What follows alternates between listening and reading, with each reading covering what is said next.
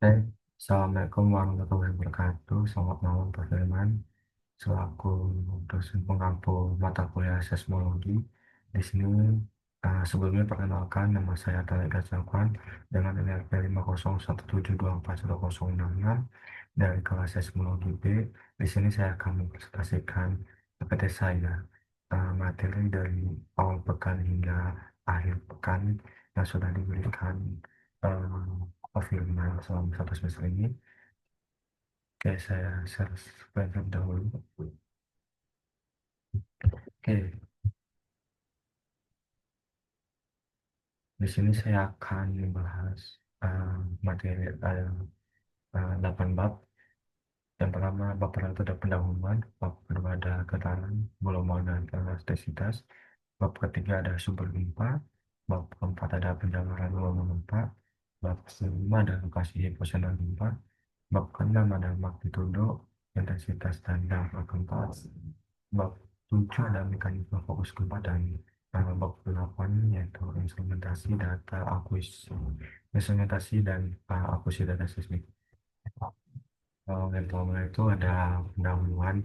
Jadi seismologi adalah cabang ilmu geofisika yang secara khusus mempelajari gempa bumi dan gelombang seismik yang merambat melalui bagian dalam bumi, baik itu litosfer, mantel, dan inti bumi.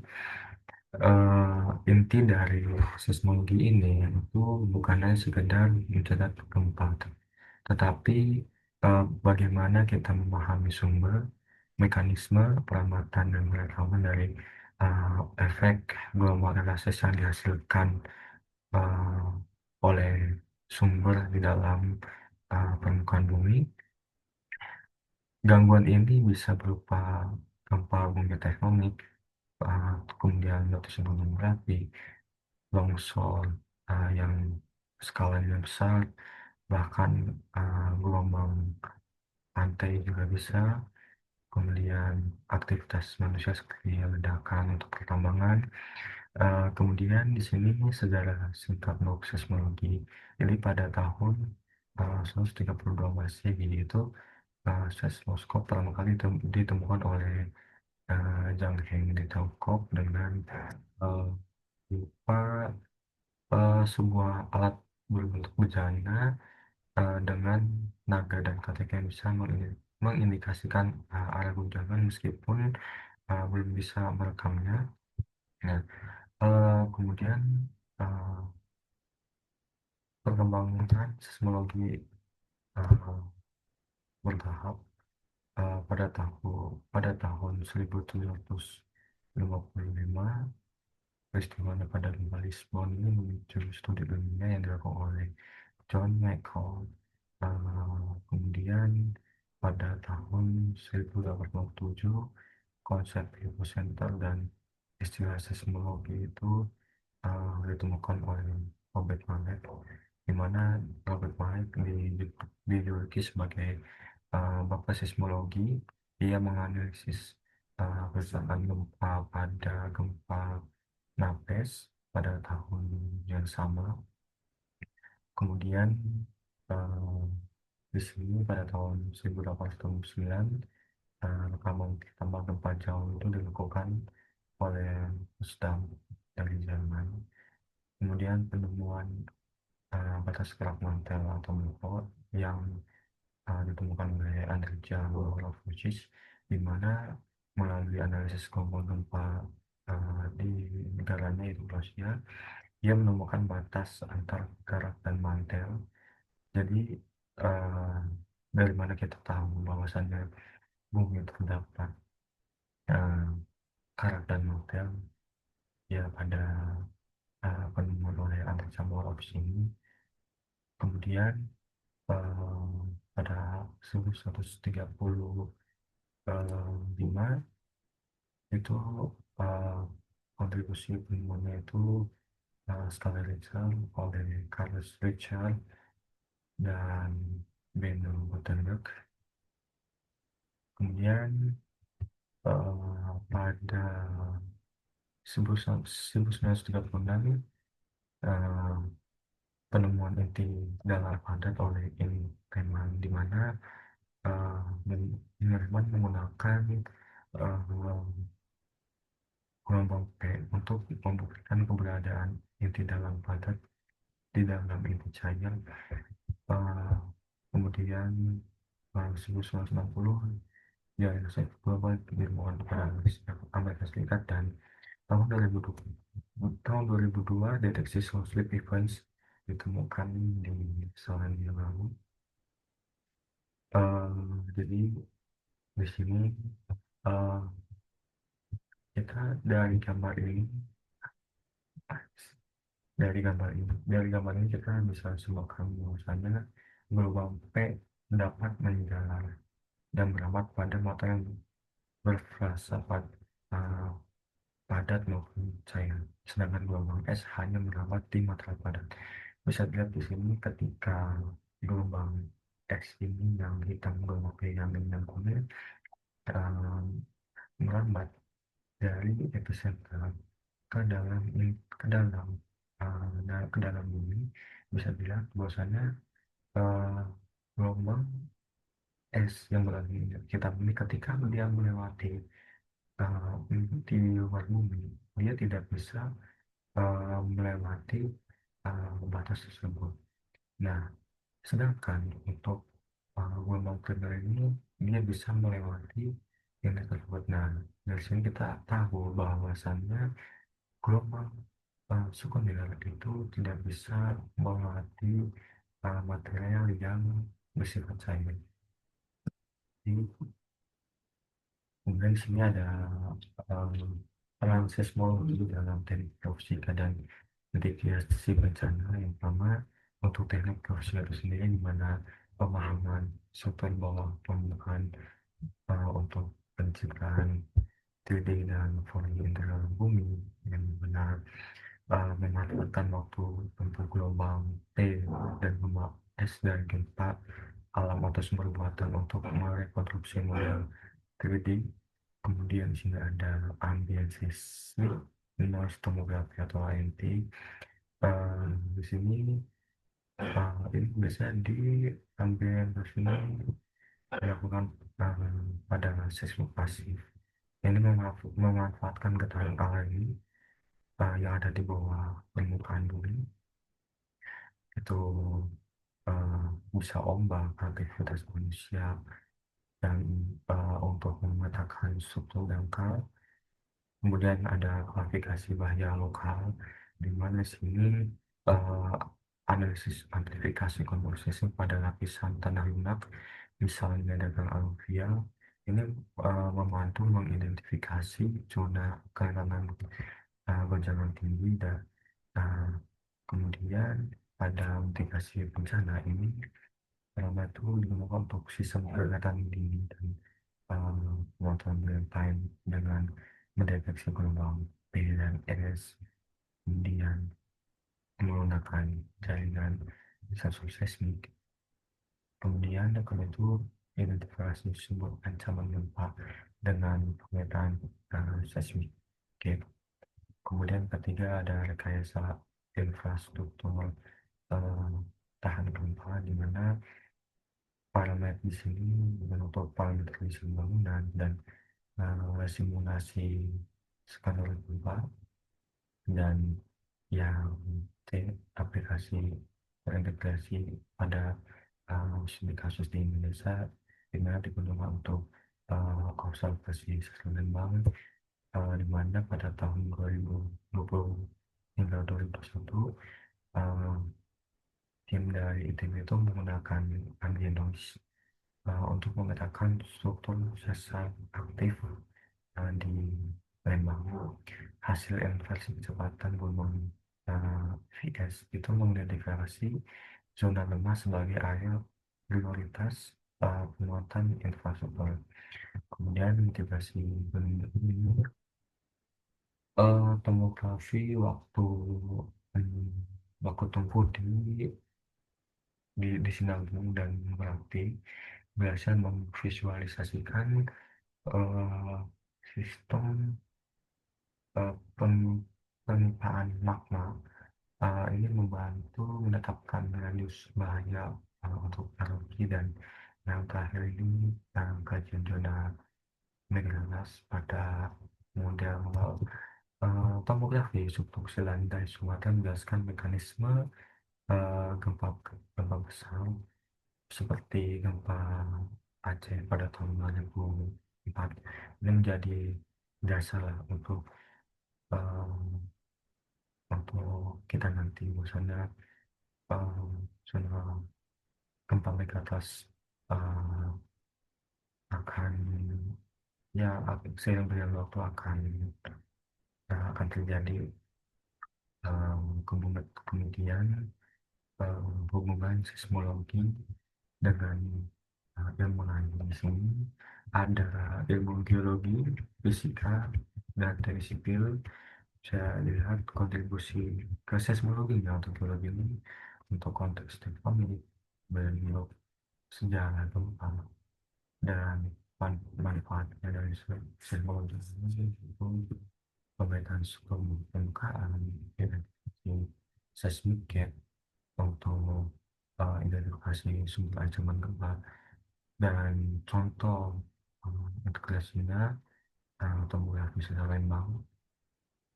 Kemudian untuk fisika, teori elastisitas gelombang, dan eksperimen sifat batuan.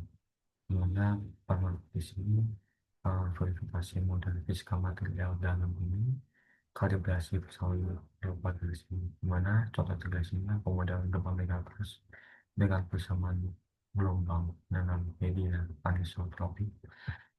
Kemudian untuk teknik sipil, kebutuhan alat desain suatu bangunan dan data kerentanan infrastruktur, mana pemanfaatan ini menggunakan basis kode bangunan tahan gempa dan skala mitigasi realistis.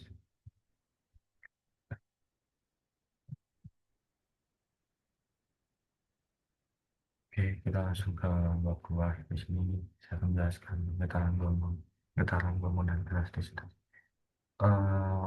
Pertama itu ada GHS atau gerak harmonik sederhana, yaitu gerak bolak-balik yang sering sekali kita jumpai di kehidupan di kehidupan sehari-hari.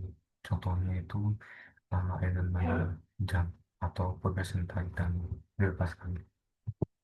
GHS ini memiliki beberapa parameter penting. Yang pertama itu ada amplitudo. Amplitudo itu jarak maksimum dari titik seimbang ke titik terjauh. Jadi di sini kita bisa lihat pada gambar ini, ketika bandul tersebut di- diberi gaya, maka yang bandul tersebut ketika dia dalam posisi diam, maka bandul tersebut akan bergerak ke jarak maksimum. Nah, itu yang dilihat dari titik seimbang, dan itu yang dinamakan amplitudo. Kemudian periode waktu yang dibutuhkan untuk satu siklus getaran bumi, dan satunya adalah detik, dan frekuensi itu kebalikan dari periode di mana jumlah siklus getaran yang terjadi dalam satu detik, dan satuannya hertz. Kemudian ada kecepatan sudut, yaitu ukuran seberapa cepat suatu benda itu berputar mengelilingi suatu sudut atau titik. Kemudian di sini kami suka ngomong gelombang adalah gangguan yang merambat melalui suatu medium, membawa energi tanpa menggunakan materi medium itu sendiri. Dalam materi elastis, kita mengenal ada dua jenis medium sesuai. Yang pertama itu ada body wave, dan yang kedua itu ada surface wave. Di mana body wave ini dibagi dua lagi. Kita ada gelombang primer dan gelombang sekunder, di mana gelombang primer adalah gelombang longitudinal yang bergerak maju mundur searah dengan arah.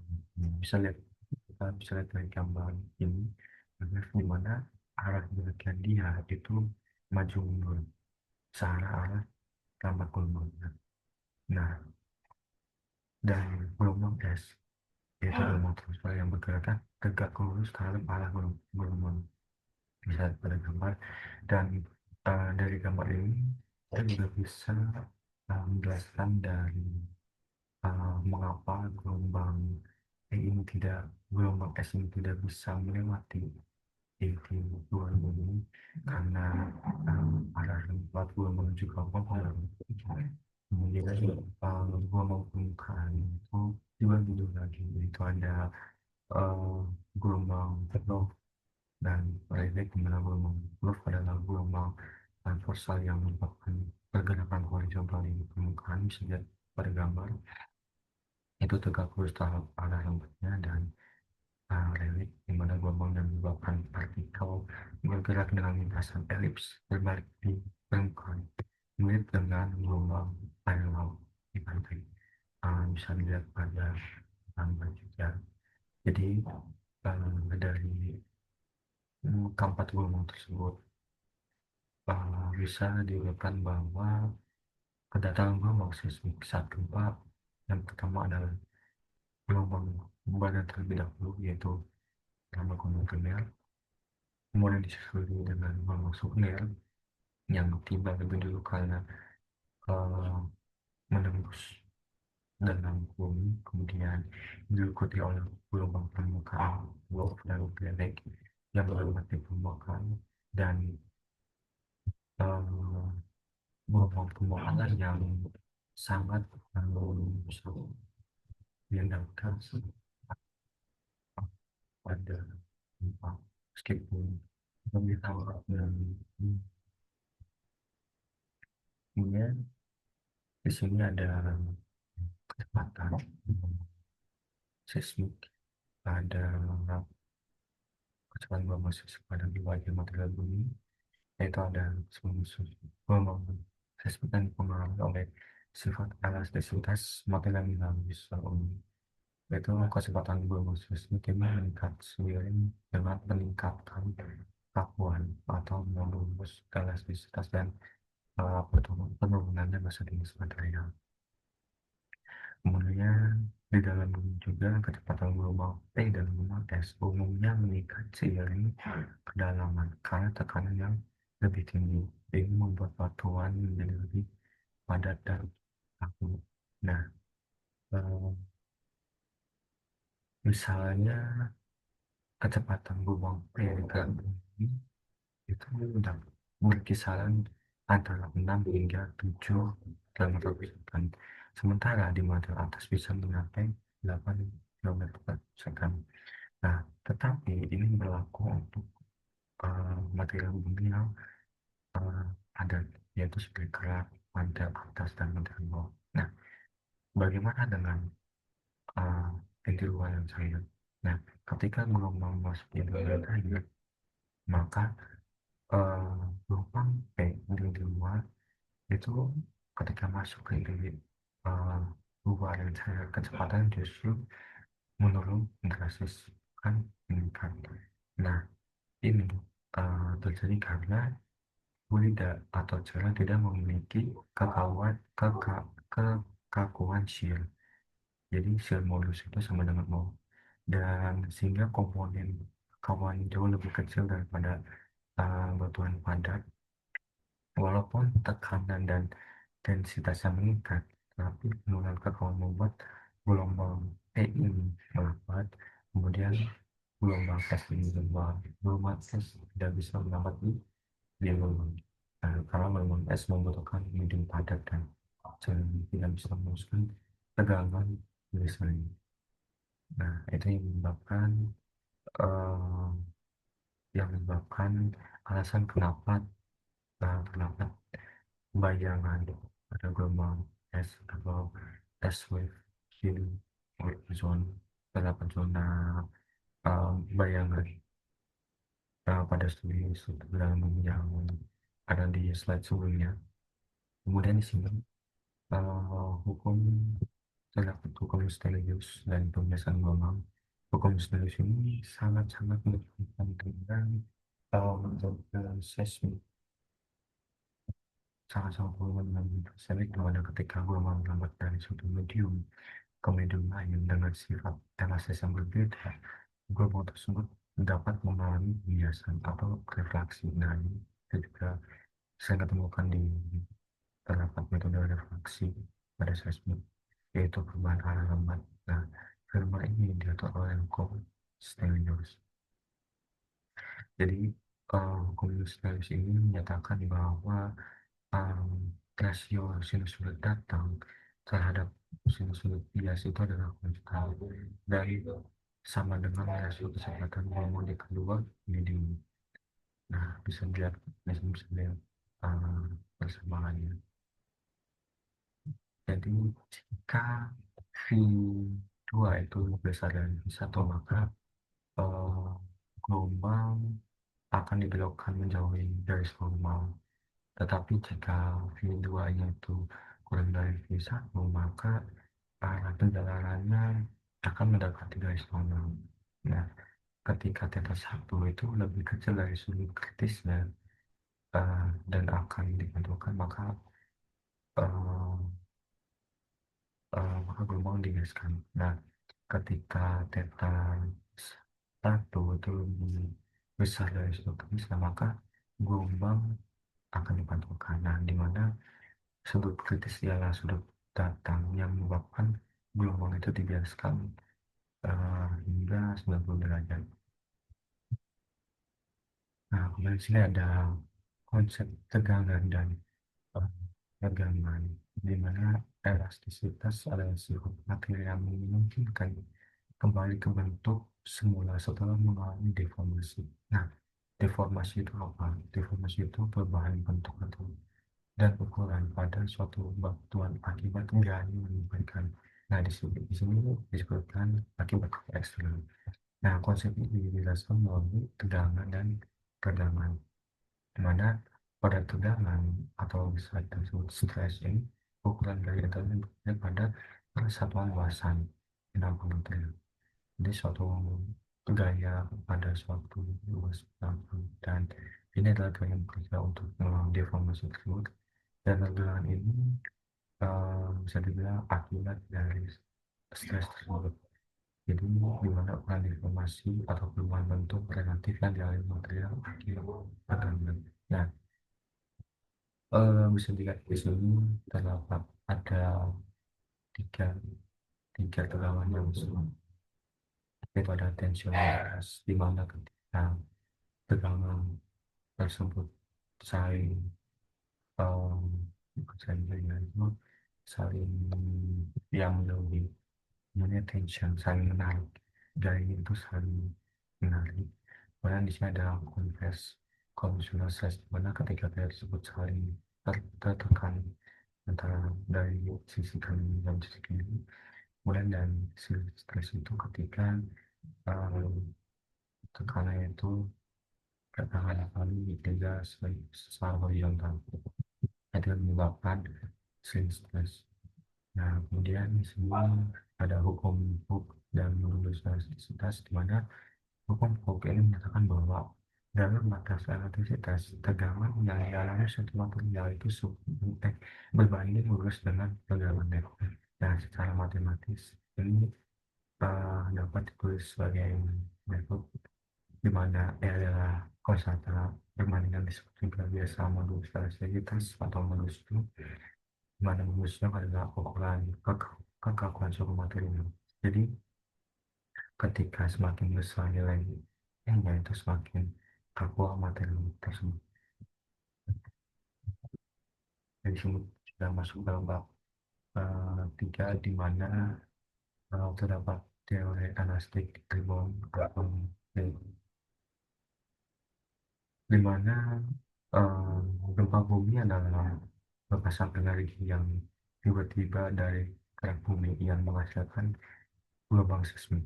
Nah, teori ini itu adalah konsep fundamental yang menjelaskan mengapa gempa bumi ini terjadi. Nah, teori ini pertama kali diusulkan oleh Henry Fielding setelah ia mempelajari gempa bumi di San Francisco pada tahun 1900.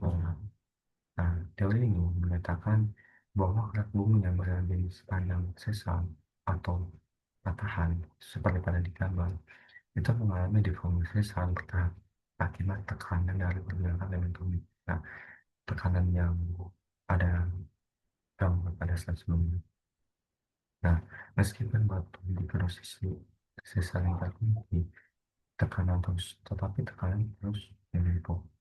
Nah, ini menyebabkan bal tersebut melengkung atau menghilang secara drastis. Nah, ketika tekanan melampaui kekuatan batuan, nah bal tersebut pecah secara tiba-tiba dan meletus. Nah, ini kalau akan terjadi proses patahan sesar kembali ke bentuk aslinya. Nah, perpasan angin cepat ini yang kita rasakan sebagai gempa bumi. Nah, makanya sangat-sangat sering terjadi gempa bumi yang terjadi pada khususnya Indonesia yang ada di dalam profile ini ketika um, sesar atau um, patahan ini yang um, melepas energi yang sangat cepat. Nah, di mana energi tersebut yang gerakan tersebut itu yang kita rasakan sebagai gempa. Nah, kemudian di sini ada zona gempa. Di sini saya secara umum gempa bumi ini dapat diklasifikasikan menjadi eh, beberapa berdasarkan zona gempa. Nah, ini berdasarkan zona gempa di mana terdapat tiga tiga zona gempa. Pertama itu ada di batas Levin Convergence atau subduksi, di mana ketika salah satu lempeng gatal nih itu menjang ke bawah lempeng lempeng. Nah, bisa dilihat di gambar ini gerak convergence di mana um, salah satu lempeng menjang ke lempeng lainnya. Nah, di situ yang besar ini dapat terjadinya gempa bumi yang kuat. Nah, ini sangat-sangat sering terjadi pada beberapa salah satunya juga negara kita di Indonesia dan negara lainnya. Kemudian yang kedua itu adalah batas transform, di mana di pada sini dua lempeng itu bergeser secara horizontal terus menerus. Ini uh, bisikan di sepanjang sini juga dapat menghasilkan gempa bumi yang sangat kuat. Salah satu yang sangat-sangat familiar itu pada San Andreas di California, di mana uh, salah satu permukaan itu bergeser secara horizontal dan kemudian menemukan batas sesar transform. Kemudian juga ada batas efek divergent, di mana batas efek ini terjadi ketika dua lempeng itu saling menjauhi antara satu sama lain, dan gempa bumi yang terjadi di sini itu biasanya lebih dangkal dan lebih kecil dibanding dengan zona subduksi atau lempeng convergence. Contohnya itu pada Mid Atlantic Ridge.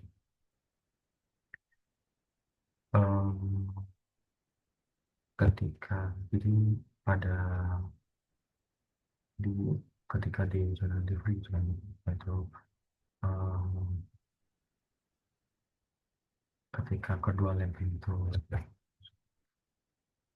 karena kedua lempeng itu saling menjauh ya antara satu sama lain, maka terbentuk celah, bisa dilihat pada nama celah. Nah, celah tersebut itu biasanya akan membentuk suatu benua yang karena aktivitas magma itu bersih. Kemudian di sini saya akan jelaskan untuk struktur sesar. Jadi sesar itu sendiri itu patahan atau letak pada plat bumi di mana ada pergerakan relatif dari bottom itu di kedua sisi letakkan. Jadi geometri pada sesar ini sangat detail dan paham gempa. Jadi di sini untuk klasifikasi sesar tidak terpaku pada pergerakan, ya. Ini relatif elok satuan. Yang pertama ini ada seseorang menjadi di zona di mana truk bumi ini mengalami kenaikan atau tension, bisa saling menjauhi itu, di mana blok di atas sedang sisa atau hanging wall ini bergerak turun relatif terhadap blok di bawahnya. Ini bisa lihat pada gambar dimana yang kami waktu yang bisa ada di atas ini uh, bergerak kurang relatif ke bawah searah dengan uh, pergerakan sasaran dan pergerakan tekanan. Kemudian pada sesar naik ini bisa terjadi zona kompresi di mana kahuli mengalami penekanan dan blok hangulnya bergerak naik ke rizal kemudian jadi hangulnya naik dari nilai tersebut. Kemudian yang tidak tahu sesar strike slip ini terjadi ketika dua lempeng biasa saling yang tahu satu sama lain tanpa kedalaman pendidikan yang signifikan. Nah, sesar ini dapat diklasifikasikan sebagai dextral itu ketika sesar itu juga gerak ke kanan dan blok itu gerak ke kanan dan sinslet itu ketika bloknya bergerak ke kanan. Nah, terus bagaimana kita bisa membedakan apakah ini sesar uh, slip-slipnya ini bergerak ke mana? Kalau dari gambar ini kita bisa lihat bidang yang mendatangi kita itu bergerak bergerak ke arah kiri. Nah, maka bisa dipastikan misalnya eh, blok tersebut sesar tersebut bergerak ke arah kiri karena bilang sesuatu bilang tersebut itu bukan apa bergerak itu bisa dipastikan bergerak ke arah kiri. Nah, kemudian di sini ada parameter sumber gempa yang itu ada hipocentral ini di mana titik di dalam kar bumi tepat memasang energi gempa pada masa terjadi. Nah, gempa itu berasal dari bawah bumi dan titik uh, gempa pertama kali yang terjadi itu dinamakan hipocentral misalnya pada kami dan epicenter ini titik permukaan bumi yang berada di tepat di atas musim. Nah, lokasi dasar yang kali digunakan untuk melaporkan lokasi pemilihan. Kemudian kedalaman, di mana jarak vertikal dari pos ledak fisika. Kedalaman gempa bumi sangat lama dilakukan ketika gempa dangkal ini dari 70,8 seringkali sudah dibanding dalam waktu kejadian ini waktu spesifik di mana gempa bumi terjadi. Ini adalah parameter analisis seismologi pemahaman yang komprehensif tentang parameter ini sangat penting untuk indikasi bencana dari pemodelan risiko gempa bumi.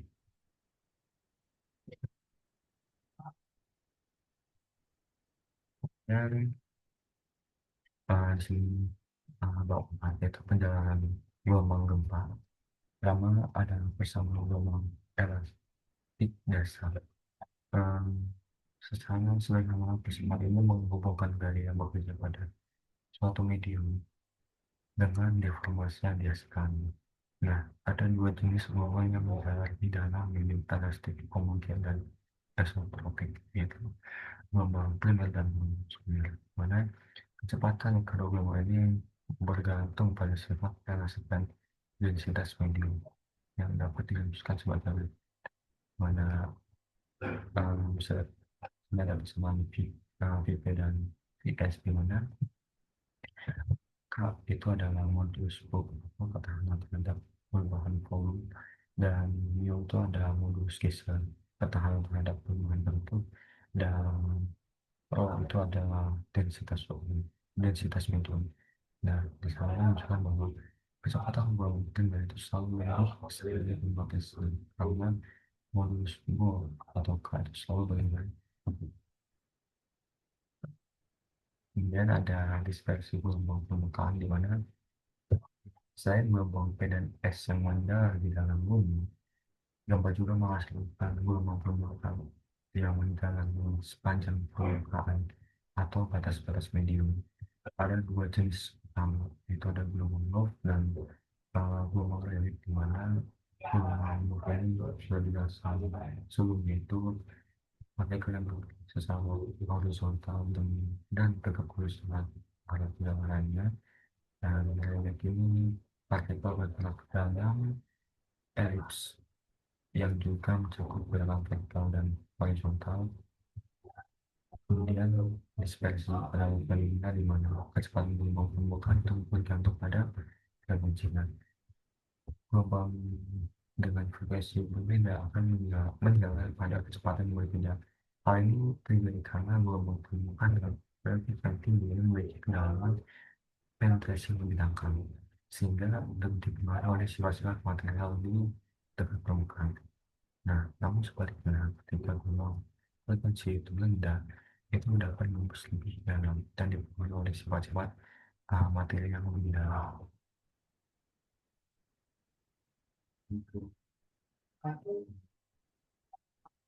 Oke, di sini ada pantun antensi gelombang saat. Jadi, ketika gelombang tersebut berjalan, energi itu secara bertahap berkurang. Nah, itu sebuah proses yang disebut antensi, di mana ada dua mekanisme utama antinuisi, yang ada antinuisi geometris menggunakan penggunaan amplitudo gelombang karena energinya itu membuat ke area yang lebih luas. Nah, ini seiring dengan jarak perjalanan. Jadi ketika gelombang itu menjalar makin jarak ke bawah bumi, yaitu energi yang gelombang tersebut uh, akan menyebar ke area yang lebih luas, sehingga tambah jarak perjalanannya. Kemudian atomisi ini penerapan energi oleh medium itu sendiri, di mana energi gelombang dikonversi menjadi panas. Efek ini diukur dengan parameter disebut faktor Q. Material dengan energi tinggi menunjukkan aktualisasi sekian rendah. Artinya material tersebut lebih efisien dalam mentransmisikan energi gelombang. Nah, sebaliknya material dengan kira ini menunjukkan aktualisasi transisi yang tinggi. Ini seringkali menandakan adanya beda atau material yang salah drastis. Kemudian di sini ada efek survei itu pada pilihan gelombang. Berbagai fenomena pilihan gelombang merupakan banyak hal tentang interior bumi. Yang pertama itu ada Mohawk fisik discontinuity, di mana batas antar kerap dan mantel. Di sini kecepatan gunung dan gunung es itu meningkat sangat tajam, yang terdeteksi dari gelombang yang direfleksi dan direfleksikan.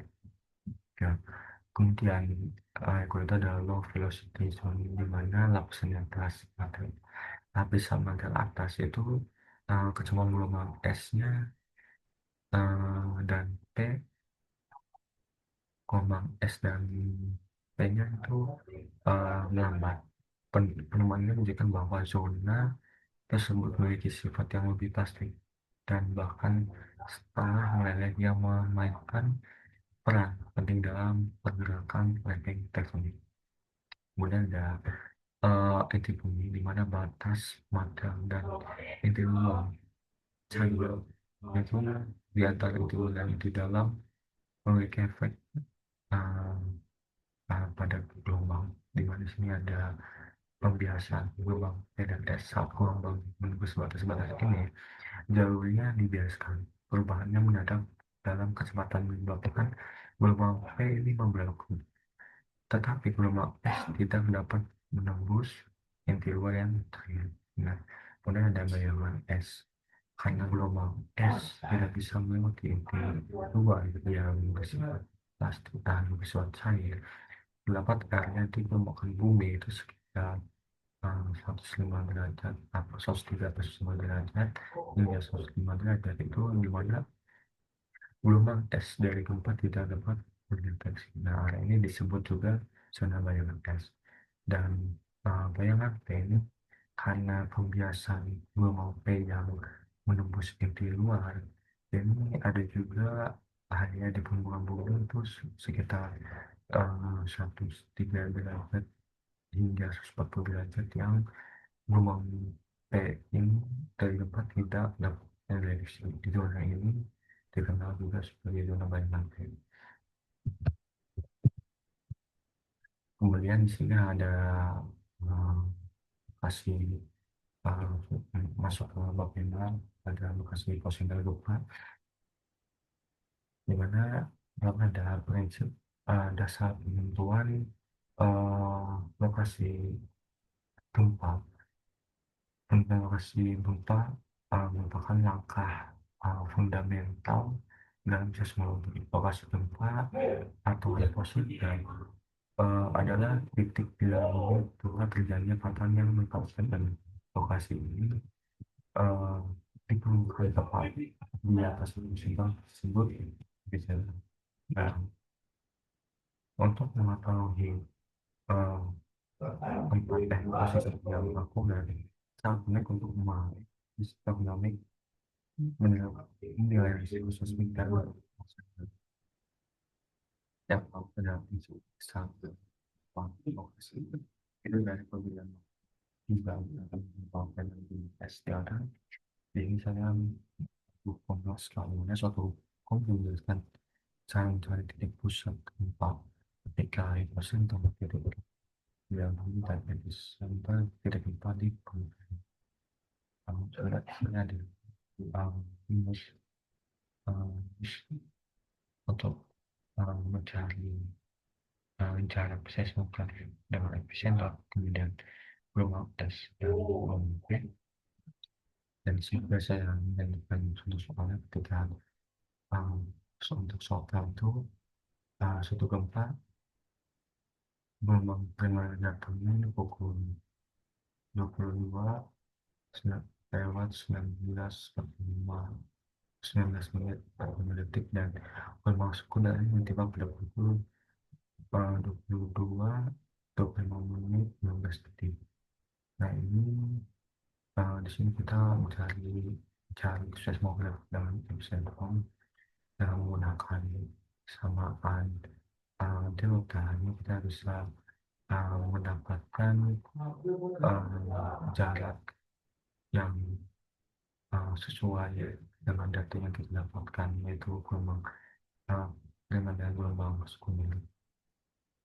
Kemudian di sini untuk soal kedua ini suatu gempa terdeteksi jarak di pesantren 3 km, dan gelombang ini terjadi pada pukul um, 13:01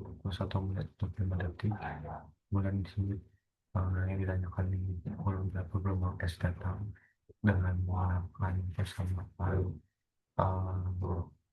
waktu gelombang sekunder. Kemudian juga metode yang sederhana, yaitu pemeliharaan dalam metode Wadati, di mana pada metode lingkaran ini aplikasinya langsung dari prinsip perbedaan waktu dan tiba gulungnya beda kelas, dan prinsip kerjanya selama itu jarak epicentral kemudian gambar kemudian tentukan epicentral dan epicentral sesuai dengan gambar yang sudah ada di slide. Dan untuk kelebihan dan kekurangannya itu, kelebihan itu konseptual, sederhana dan mudah visualisasikan, tapi kekurangannya sangat bergantung pada akurasi pembacaan waktu dan gelombang dan es, serta mengasumsikan model kecepatan bumi sangat sederhana yang dapat menjawabkan kesalahan penuduhan lokasi, terutama jika lingkarannya tidak berpopulasi sendiri.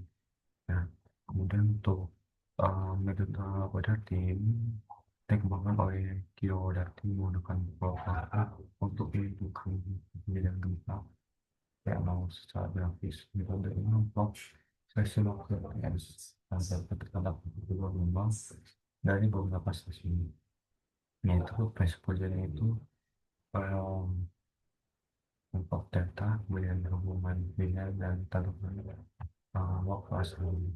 Nah, kelebihan Jepang yaitu menghasilkan baik teknologi yang baik dan rasio BP dan biasa lokal. Bahkan jika mereka sepatu yang empat tidak diketahui, atau lalu tidak secara langsung memberikan lokasi horizontal atau sentral setelah teknologi lokasinya masih harus dihitung menggunakan model kesehatan. Mungkin sih ada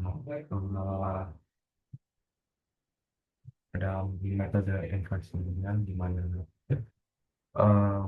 metode dilakukan ini tujuan untuk menemukan empat parameter tersebut yang sama sesuai dengan data objektif normal yang diamati dari jaringan satuan stasiun sosial. Nah, empat tersebut adalah bintang, ujung, dalaman, dan waktu yang sama.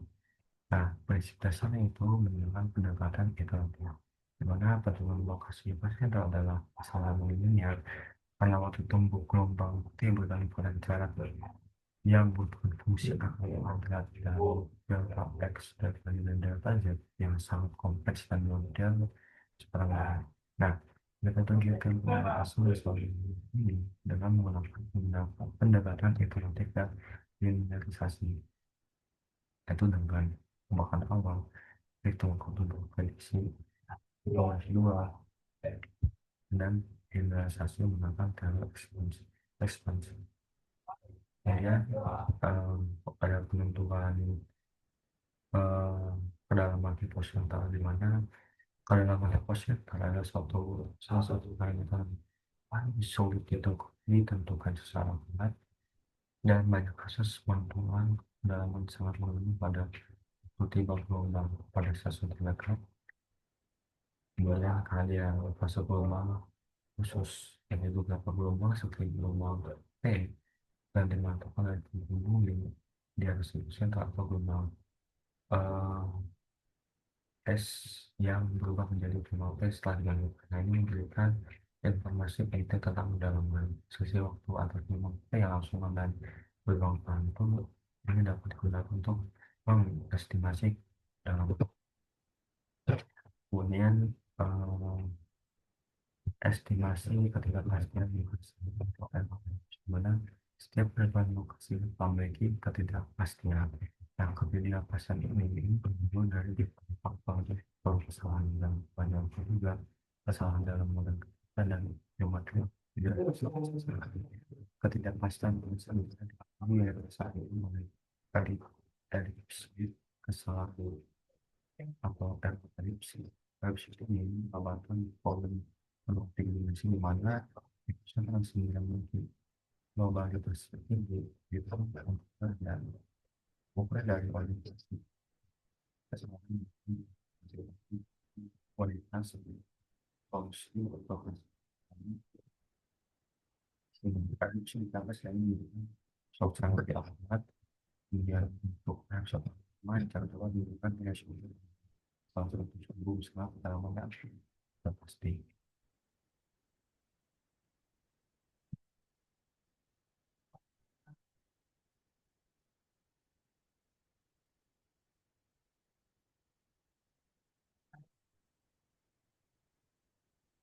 Semua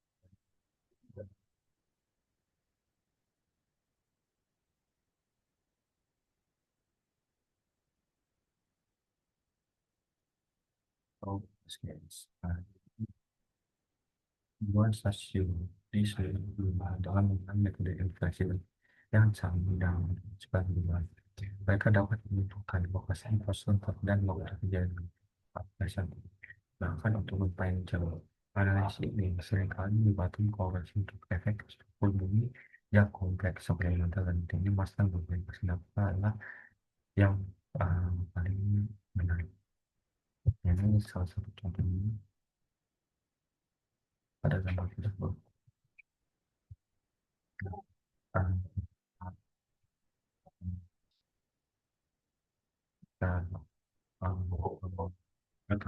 mungkin dan tiba-tiba terjadi um, rumah yang tadinya konten tiba-tiba mendapat tekanan tinggi ini mengindikasikan kalau terjadinya empati tempat tersebut.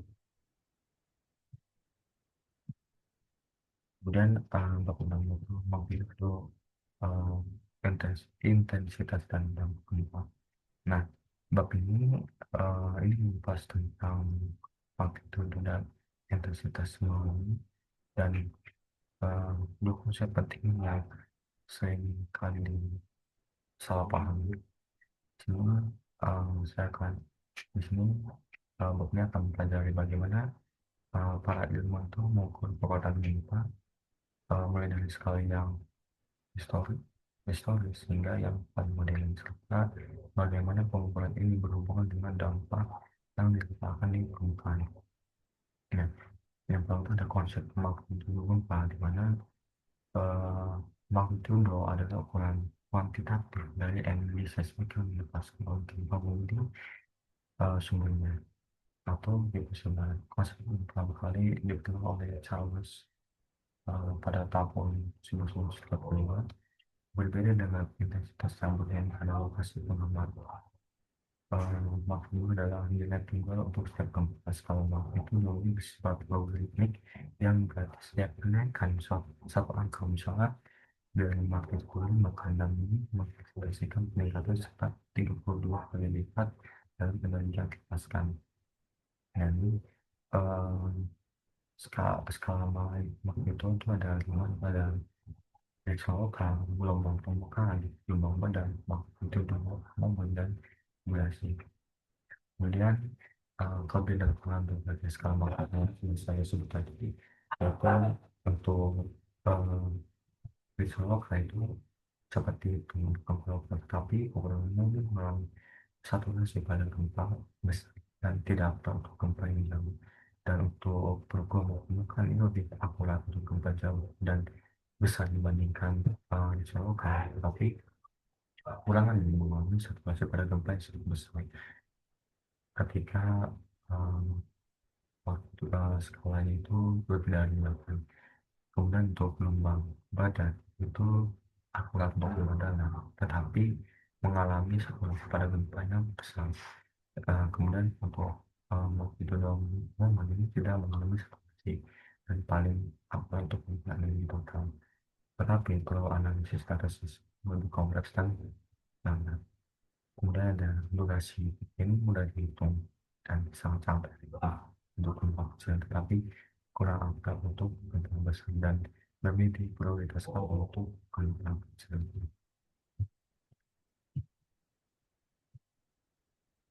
Dan kita ada skala intensitas, di mana intensitas adalah ukuran kualitatif dari gempa bumi yang dirasakan oleh manusia dan kerusakan yang terjadi pada bangunan di lokasi itu karena intensitas bergantung pada jarak dari sumber gempa, jenis tanah, dan kualitas bangunan. Nilai intensitas akan berbeda-beda di berbagai lokasi. Nah, di sini ada nilai intensitas pada MMI dan ENS. Kemudian eh, untuk dasar-dasar pembangunan tembak, guncangan tanah dan dampak. Sebenarnya guncangan tanah adalah gerakan tanah yang disebabkan oleh gelombang seismik. Nah, parameter yang digunakan untuk mengukur guncangan tanah ini ada kecepatan puncak tanah, kecepatan puncak tanah, dan perpindahan puncak tanah. Nah, alat utama untuk mengukur parameter ini adalah akselerograf, akselerograf ya, yang adalah pada saat tersebut kemarin di mana ada kebutuhan terus sangat penting untuk desain struktur tahan gempa, kemudian pemetaan bahan gempa, sistem peringatan dini gempa, ya, dampak gempa di permukaan mulai dari tumbuhan bangunan hingga tanah longsor secara langsung dipengaruhi oleh ketidaklanjutan tanah dan dengan sebab tujuh itu mekanisme fokus mana yang berbagai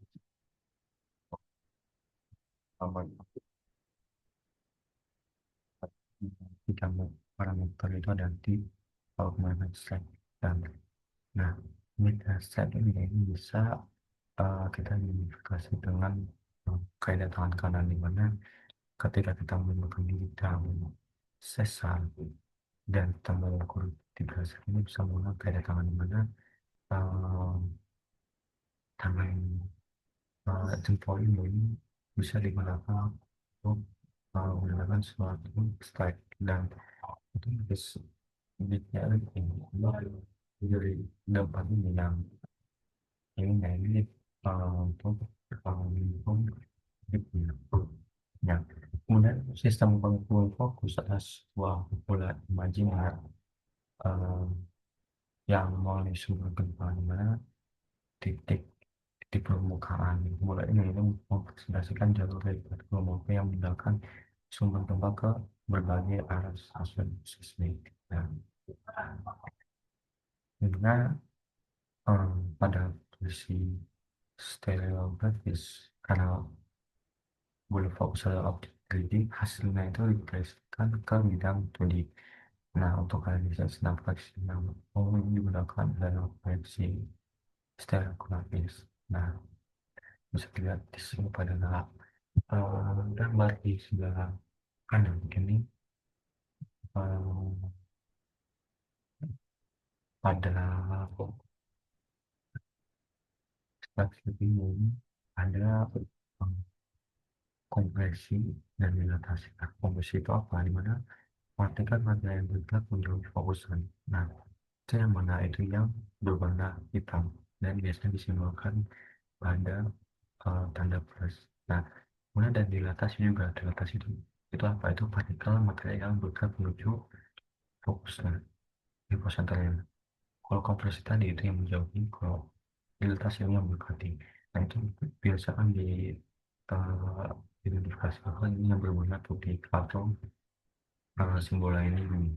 Jadi kalau dan sumbu P ini arah yang maksimum terletak di pusat dan dilatasi.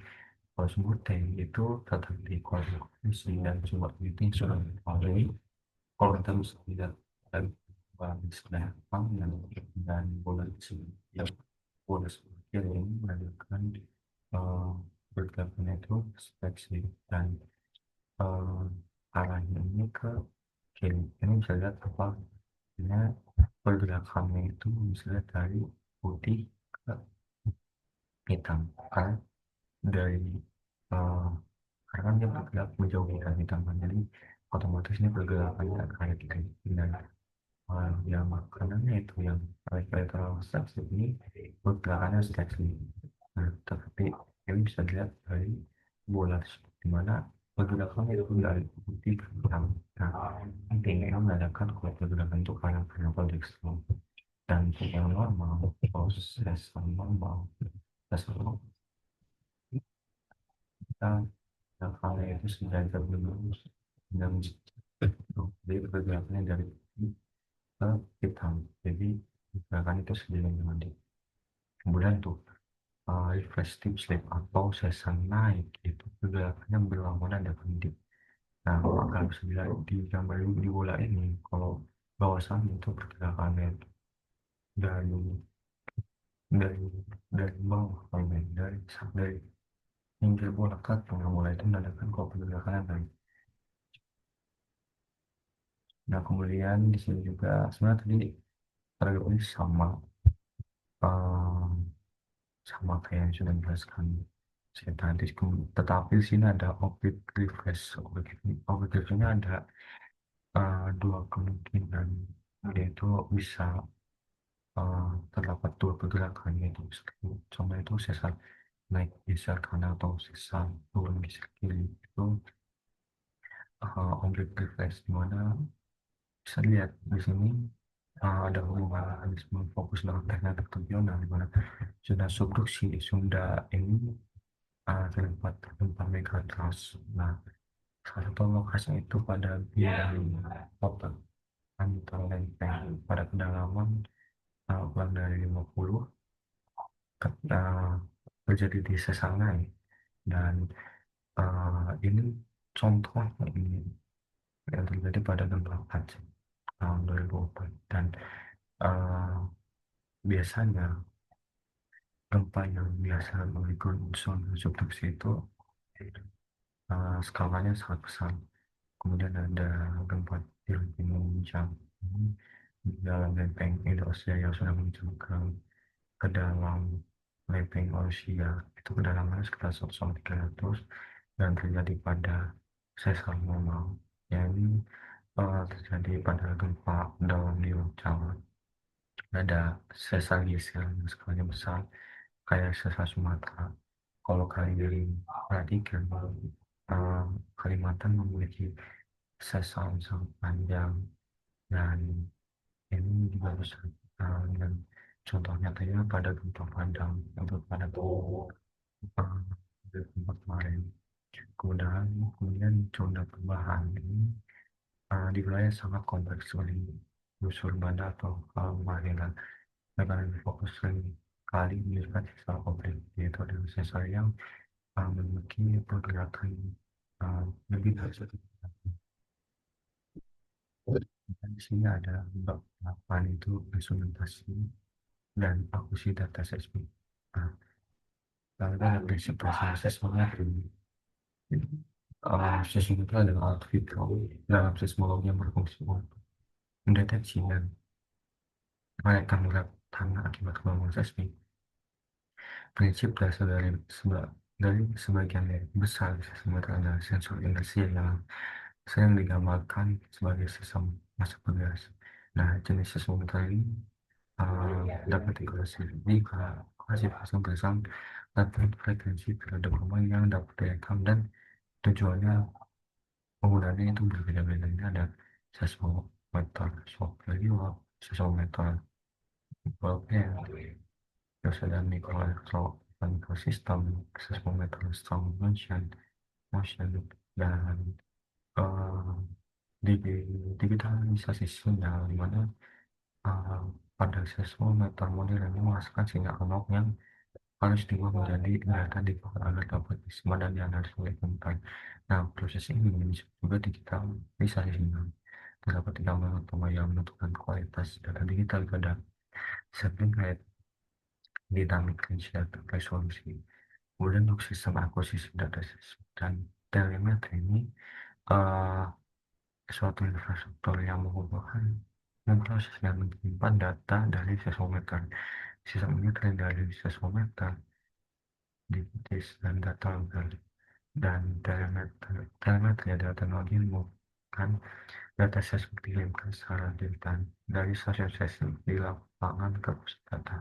Sistem telemetri modern menggunakan berbagai media komunikasi seperti selat optik, radio, dan koneksi satelit untuk memastikan data segera tersedia untuk analisis, terutama untuk uh, peringatan dini gempa bumi dan tsunami. Nah, jaringan dan stasiun seismik dari jaringan lokal, jaringan regional, dan jaringan global. Oh, dan saya kurang lebih maaf bila ada yang pengen tentang lebih jelas. Um, Lebihnya terima kasih. Assalamualaikum warahmatullahi wabarakatuh.